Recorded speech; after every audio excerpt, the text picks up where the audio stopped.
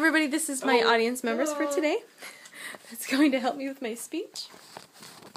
Okay, thank you everybody for joining me once again. Today's topic is about cruising. I have been a travel consultant in the past, and that's where I have helped people select the right cruise for them. Either it's a retiree couple looking for a getaway, a married couple, a family. So I was always there to help them select and get the best value out of their cruise.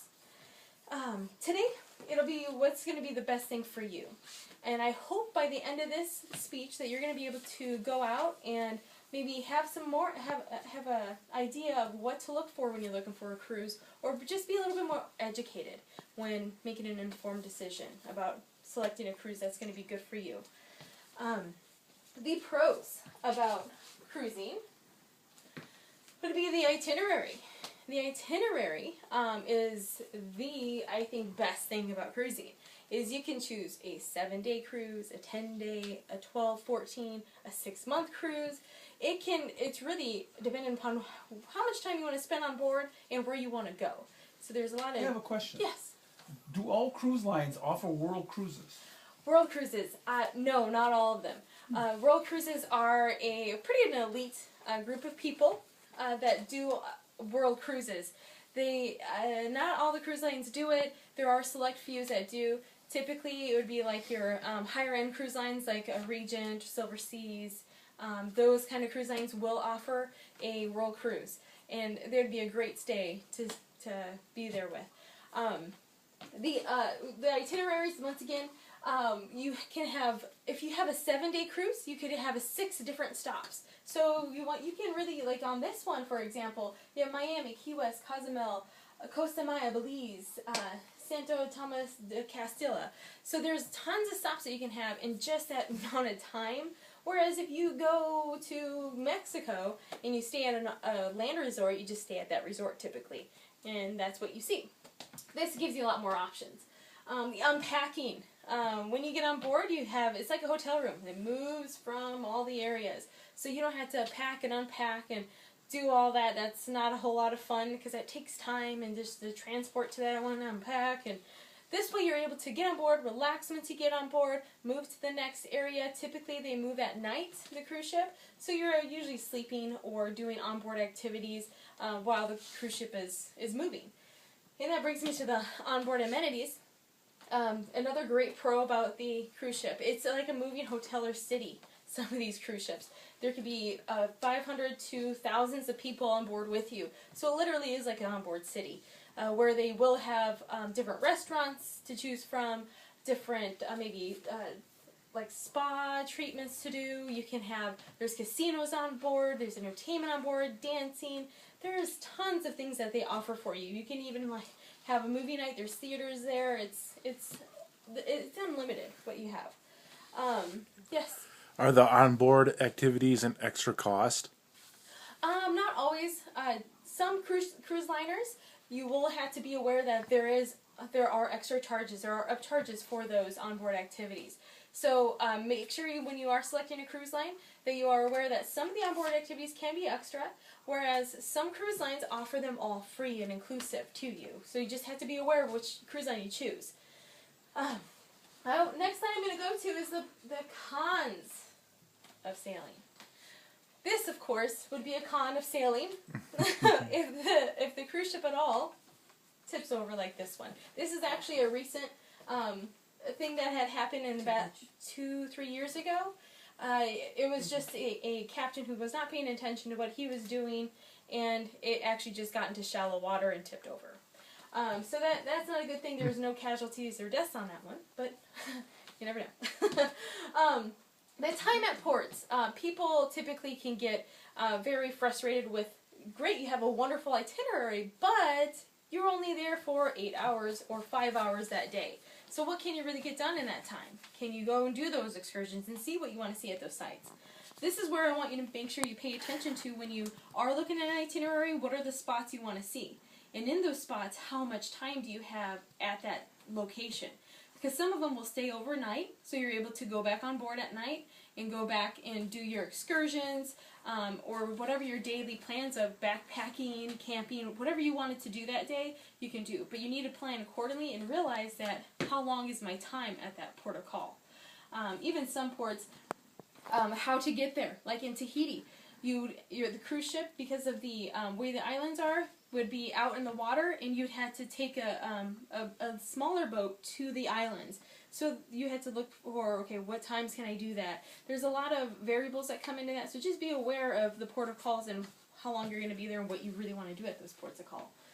Staying on board for some people. At sea days, there's going to be at sea days typically. And at those sea days, you're stuck on that cruise ship. It is like a hotel and like a traveling city. That's the good part. But for some people who maybe don't like the water or don't like to be in one area, you're going to be kind of stuck there for that time. So hopefully you really enjoy what you're doing, and there's a lot of onboard activities that you can do.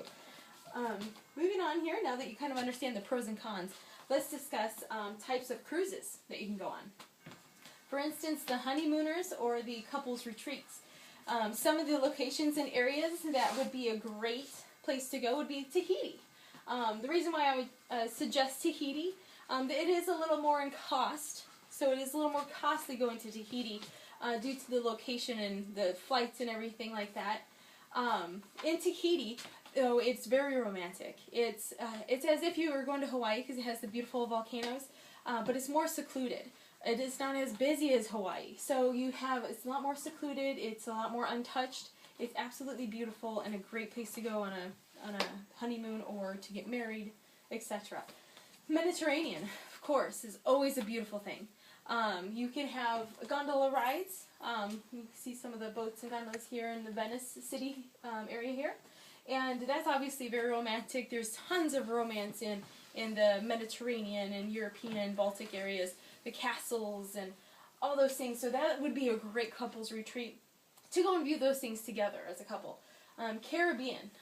That's more of an inexpensive one. That's why I threw that up here for the honeymooners and couples retreat. Is because the Caribbean, it's a lot more inexpensive. It's pretty close to the United States, so you get cheaper flights if your cruise line doesn't include the flights. And the Caribbean is absolutely beautiful. It looks just as the picture does. It's breathtaking. So who doesn't want to be there for a couples retreat? The next one here is family. If you have a family, either a younger family or an older family, these kind of go with those families. The Caribbean, once again, is always a great one just because of how inexpensive it is. There's always tons of things to do there. There's obviously swimming. They usually have dolphin encounters. You can do glass bottom boats, hand gliding. There's tons of things to do, especially for a family and young children or even older children. It's a great place to go. Same goes with Alaska. It is obviously a little colder than the Caribbean or maybe the Mexican Riviera, but it's absolutely a place that people that have gone on a ton of cruises say it's a must-do. There's bald eagle resorts. You can go check out the bears. You can go even do whale watching or check out the glaciers. The cruise ships do come pretty decently close to it, to where you're able to see some maybe glaciers falling into the sea. It's a safe distance. But you're able to see them because they're so large. It's a very neat thing, and it's always a family attracted thing. It's a really cool cruise. The Mexican Riviera, I decided on that one mainly because in there, typically it's kind of like the Caribbean. It's a little less inexpensive, but there is a little bit more to see. It has a different type of culture to it, and it's a little more, what can you say, it's older, so there's a little bit more history there as well in some of those areas. And then of course the Panama Canal. There's history there with the United States with the Panama Canal, so there's a lot of Panama Canal cruises that would be really neat to go through. I know that a lot of people like to do those on like New Year's Eve because they have a big bash and go through the canal on that day, and it's a big deal. So the Mexican Riviera is a great one for that. Next one here is for the retirees. Yes. What if you want to explore your port of call before or after the cruise? Good question. Because if, let's say you know that you're not going to have a lot of time at the first port of call. Let's say you're going to be going to Rome for your first port of call. And, you know, I'm only going to be there when we depart and when we arrive back, so I wouldn't mind spending more time. Check with the cruise companies would be my suggestion, because if you do it with the cruise companies, they will sometimes have a land packages where you can stay, you know, a week to 4 days to 2 nights. They typically will have discounts on hotel stays and packages and people who speak English for you to go on tours and different events so that you can do that. And the reason why I would suggest asking the cruise company is because then they would know your itinerary, and they would typically also help with transportation to the hotel, to the cruise ship, and those things. So that's a great question. Thank you. Yes? What if you decided not to do a Land package? land package? What if you were out and about and lost track of time and weren't back to the ship before you're supposed to go? What happens then? Well, that's a good one. Don't want that to happen. They do take roll call on the cruise ship. So when you are getting onto the cruise ship, typically either you'll have a band that they'll scan in so that they know who left the ship is back on the ship, or they'll do it some other way because not everybody has the band. They'll do a card, so you have to have that card on you, or they'll have to manually do it. But so they will know if somebody's not back on board. Will they wait for that person? Or Typically, they might wait for a little bit, but sometimes they do leave, and then you have to find your way back.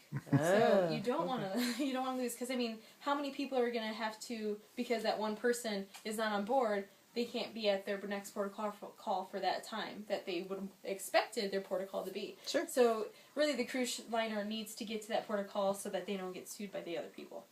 Okay. So that's a problem. So watch your time. Retirees, the transatlantic. The reason why I said transatlantic is because usually, like when you're doing cross the ocean travels,